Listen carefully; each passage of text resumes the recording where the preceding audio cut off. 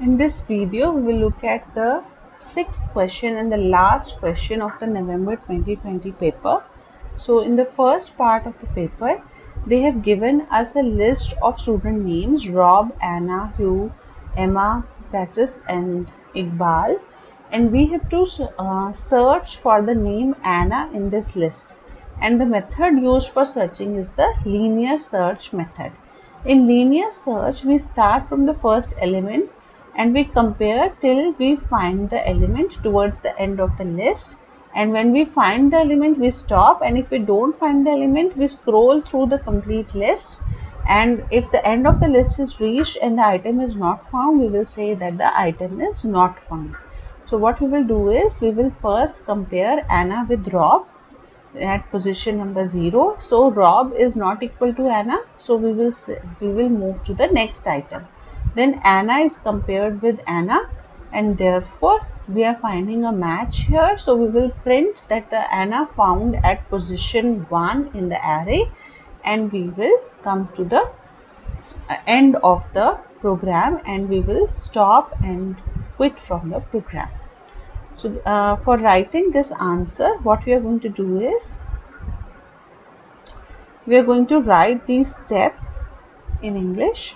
So what we will say that first compare Anna with Rob, match not found,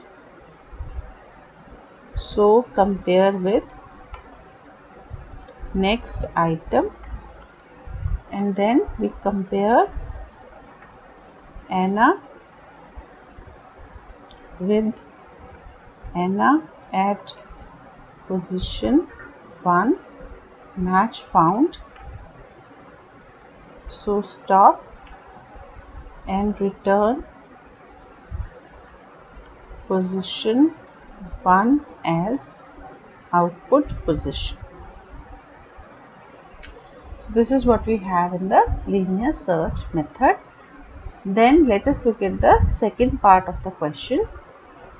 In the second part of the question, they have given us a list of names and they want us to arrange them in sorted order using insertion sort.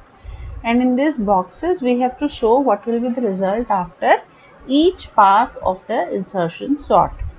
So in insertion sort, we assume that the first number is already sorted, and then we place the second number in relation to the first number. That is, either this number will go before the first value or it will remain in its position if it is larger. So first we compare Anna with Rob. Anna is a smaller value, so what we are going to do is we will move Anna here, and then Rob will be shifted in the second position and remaining values will remain the same. So I am not writing the values which are going to be same. Now we will compare Hugh with Rob and Anna. So when we compare Hugh with Rob, Hugh is smaller, so Rob will shift in the third position. And then we compare Hugh with Anna. Anna is smaller, so Anna will remain in its original position. And then Hugh will be placed between Anna and Rob. Now we will look at Emma. Now we will compare Emma with Rob. Emma is a smaller value. So what we are going to do is we will shift Rob towards the right. So in the next box, just a second.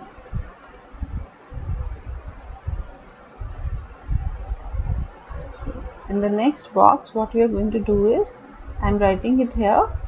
Emma is now compared with Rob. So Rob is shifted.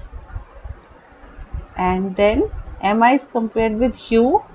Hugh is a larger value. H comes after E. So Hugh is stored here. Then Emma will be placed because Anna is smaller than Emma. So we will write Emma and then we will write the value of Anna. Now Patrice is to be placed. Now Patrice, P, Q, R. So P comes before R. So Rob will be shifted towards the right. Then Patrice will be there. and the rest of the array is going to be the same. Now Iqbal will be compared. Iqbal is first compared with Rob, so Rob will get shifted. Then Iqbal is compared with Patrice. P is larger than I, so Patrice will also be shifted. Then H is compared with I. Now H comes before I, so Hugh will not get shifted. So the final array will be, let me just write the answer. So we will have in the final array, we will have Anna, then we have Emma,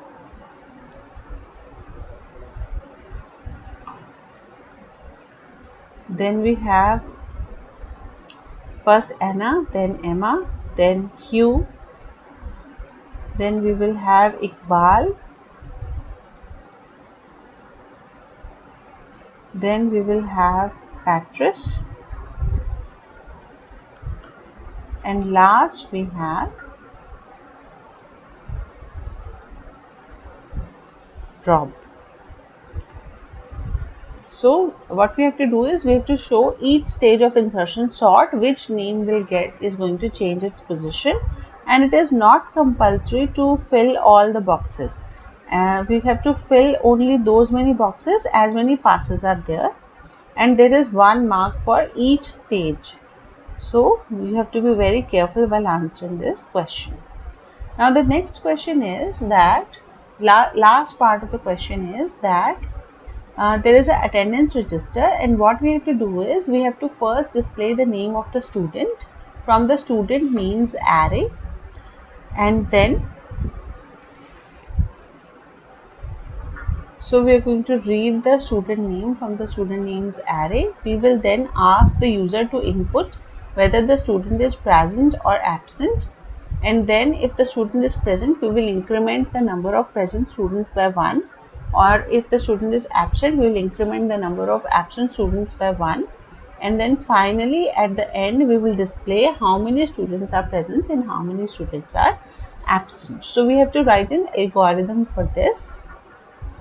So as we can look at this image, in this we have first of all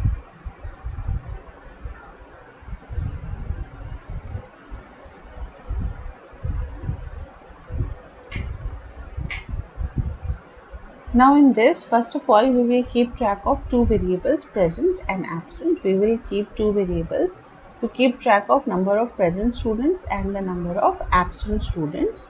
So we have present is equal to 0 and we have absent is equal to 0. Then we will traverse through the array student names. So we will move from the subscript 0 till the maximum length of the array -1. So we will print the student name on the screen using the print function in this statement, and then we will take the attendance by asking the user to enter or input whether the student is absent or present.